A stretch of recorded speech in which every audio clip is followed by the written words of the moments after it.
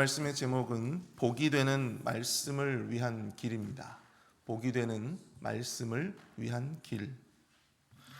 한국 기독교에는 각 교단마다 개혁적인 성향의 모임들이나 단체들이 많이 있습니다. 제가 속한 교단에도 개혁적인 성향의 목회자, 그리고 그들이 속한 교회, 이런 교회들이 모여서 단체를 만들고 한동안 이 교단의 개혁과 또 갱신을 위해서 참 많은 노력을 기울이는 모습들을 보게 되었습니다. 그런데 시간이 지날수록 점점 이 모임의 기존 취지와는 사뭇 달라진 모습들을 보게 되었다라고 하는 사실이죠. 교단의 개혁과 갱신을 위해서 부르짖었던 교회 그리고 목회자가 오히려 세상으로부터 비난과 또 지탄의 대상이 되어 버린 것입니다. 과거 개혁의 주체가 개혁의 대상이 된 것입니다. 사랑하는 성도 여러분, 개혁도 스스로를 돌아보고 성찰할 수 있는 힘을 잃게 된다면 언제든지 개혁도 개혁의 대상이 될 수 있음을 우리는 깨달아야 할 줄로 믿습니다. 오늘 본문에서 사도 바울이 비판하는 유대인들, 특히 바리새인들이 그러했습니다. 헬라 제국의 이방 문화로부터 스스로의 어떤 정결함과 거룩함을 지키고자 그들 스스로는 정말 많은 노력들을 기울였어요. 그러나 앞에서 제가 말씀드렸다시피 그들은 스스로를 말씀에 비추어 반성하고 또 스스로를 성찰할 수 있는 힘을 잃어버리고 말았습니다. 개혁을 부르짖고 개혁의 주체로서 사회의 영적 정화를 위해서 힘썼던 그들이었는데 그들이 이제는 오히려 예수님으로부터 또 복음으로부터 오히려 개혁의 대상이 되어버렸고 복음이 절실히 필요한 자들이 되어버렸다라고 하는 사실입니다.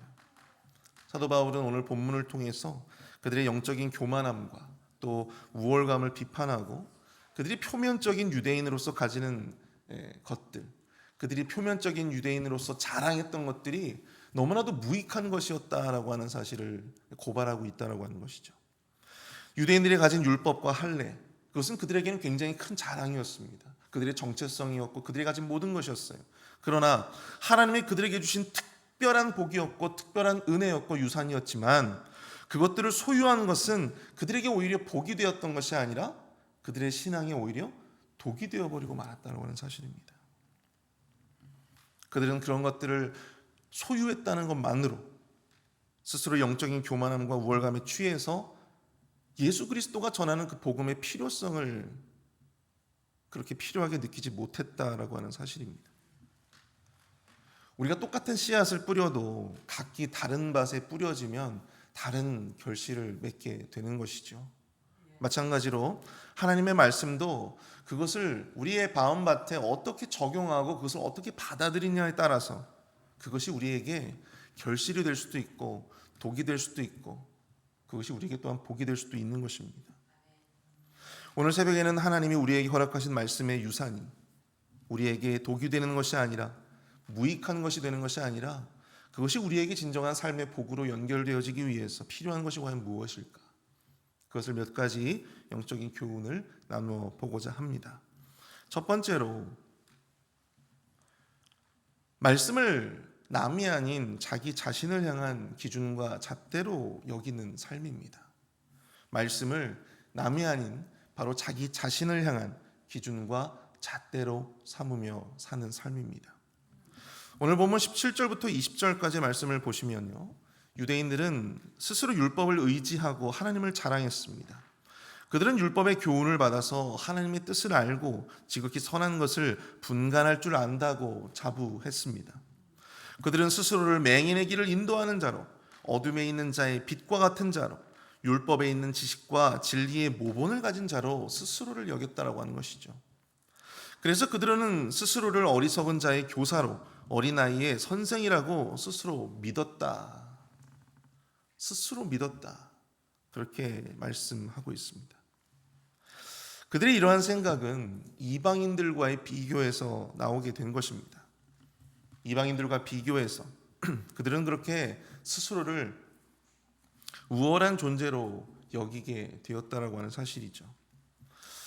그러나 오늘 본문 21절부터 24절까지 말씀을 여러분들 쭉 보시면 사도 바울은 유대인들의 위선적인 모습들을 또한 고발하고 있음을 보게 됩니다.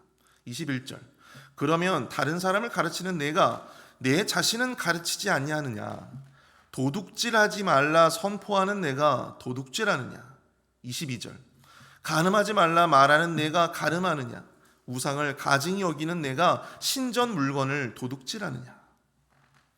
그들은 스스로를 어리석은 자의 교사로 또 어린아이의 선생이라고 스스로를 믿었고 그렇게 자부했는데, 실상은 이 사도 바울의 지적처럼 자기 스스로를 율법에 비추어서 가르치지 못하는, 그 율법의 기준과 그 잣대를 남에게는 들이대기는 쉬웠는데 자기 스스로에게는 들어대지를 못했던 그런 위선적인 모습을 보여주고 있었다라고 하는 사실입니다. 그들이 가르치는 대로 스스로는 그렇게 살지 못하는 아이러니를 그들의 삶을 통해서 보여주게 되었다라고 하는 사실이죠. 오늘 본문 23절을 보시면 율법을 자랑하는 내가 율법을 범함으로 하나님을 욕되게 하느냐. 그리고 24절을 보시면 기록된 바와 같이 하나님의 이름이 너희 때문에 이방인 중에서 모독을 받는도다. 그렇게 말씀을 하고 있어요. 여러분, 유대인들이 가장 경멸했던 것이 무엇인 줄 아십니까? 바로 하나님의 이름을 모독하는 거예요. 신성모독. 예수님께서 그 빌라도의 재판장 그리고 유대인들의 그런 그 공개적인 회의 장소에서도 예수님을 들어 신성모독이라고 비판하지 않습니까? 천인공노할 만한 죄로 여겼던 것이죠. 그런데 그들이 그렇게 경멸하고 그들이 그렇게 가증하게 여겼던 그 신성모독을, 하나님의 이름을 모독하는 그 죄를 바로 그들 스스로가 지금 짓고 있다고 하는 사실입니다.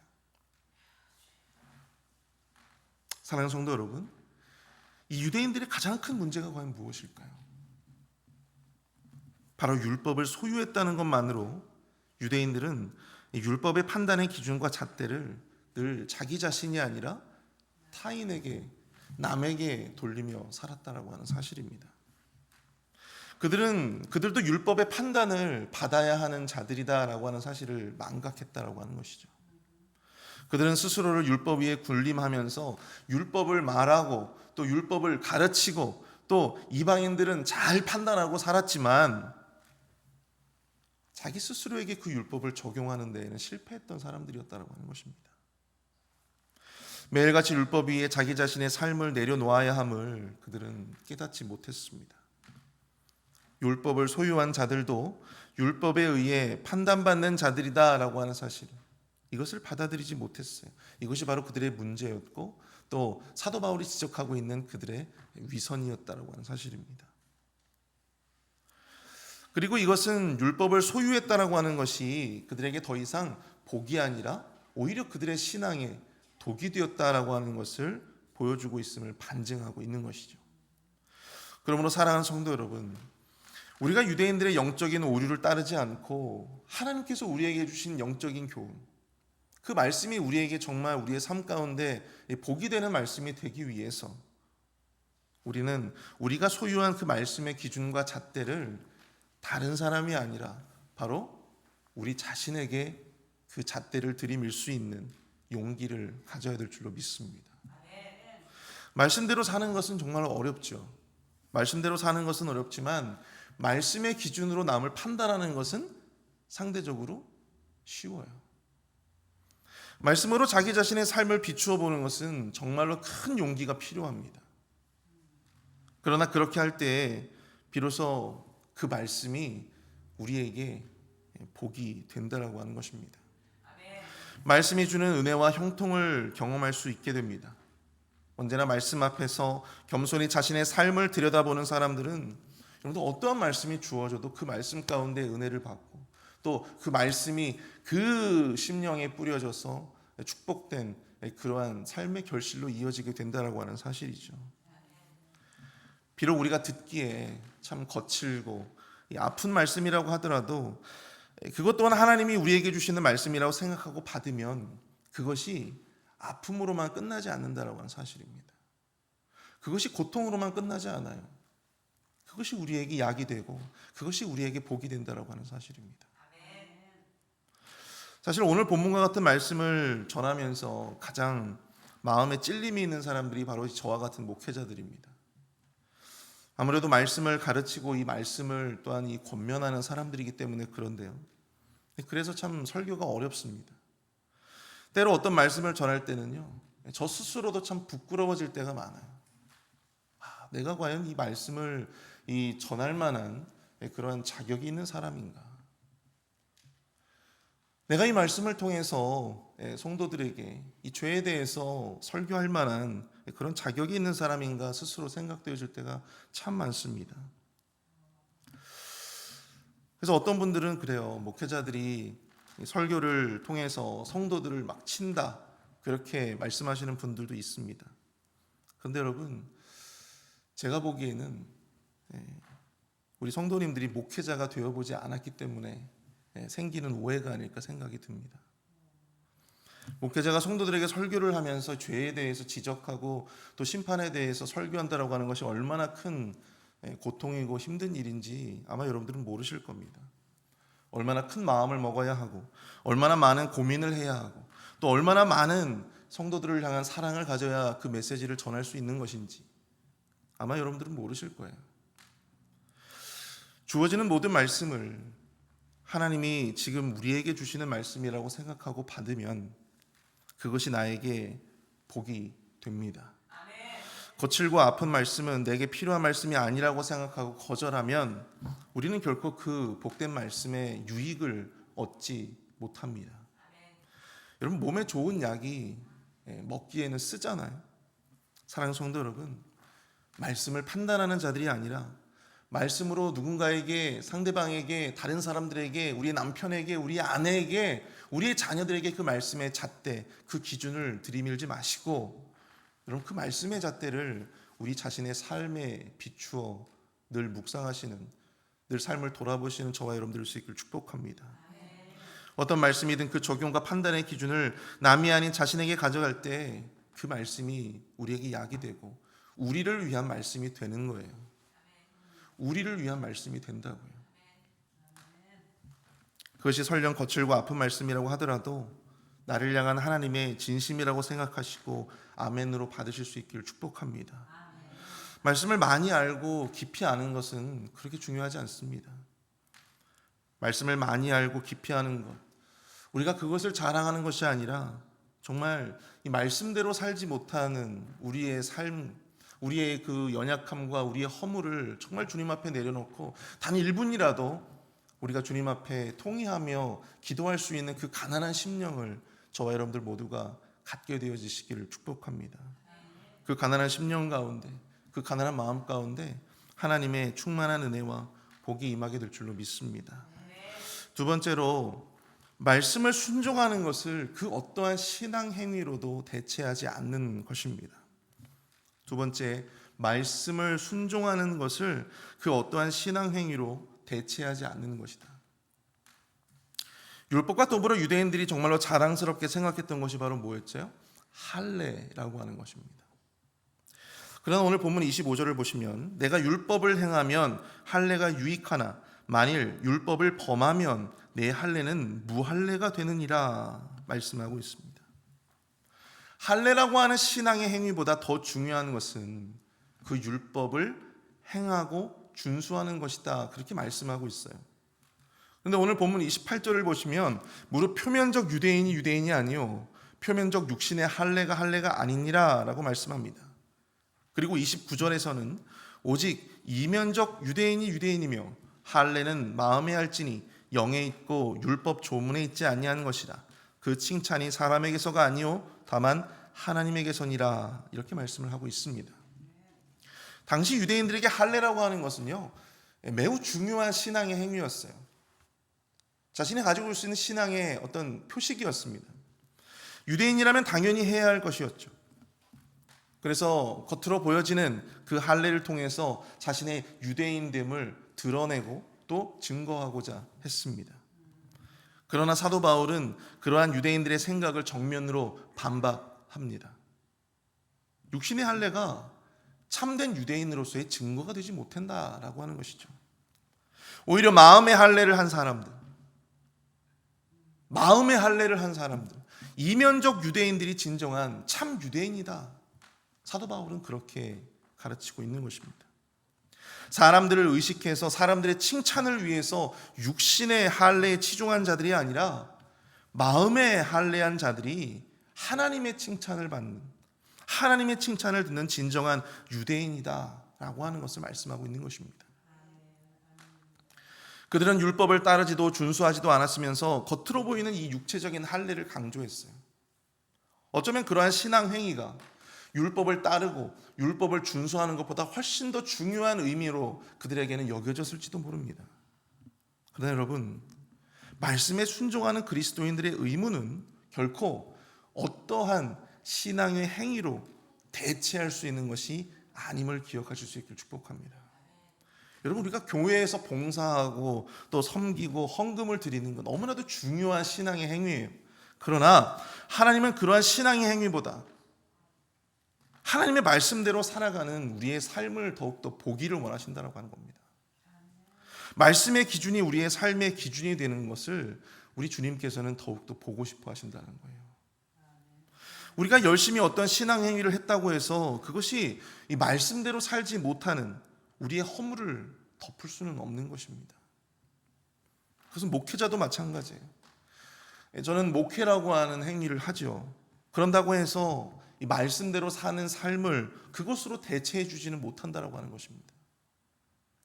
하나님이 판단하시는 것은요, 우리가 무슨 일을 했느냐가 아니에요. 하나님이 판단하시는 것은 과연 하나님의 말씀대로 그에 합당한 삶을 우리가 살았느냐, 그 기준으로 우리의 삶을 적용했느냐가 더욱더 우리 주님께는 중요한 문제인 것입니다.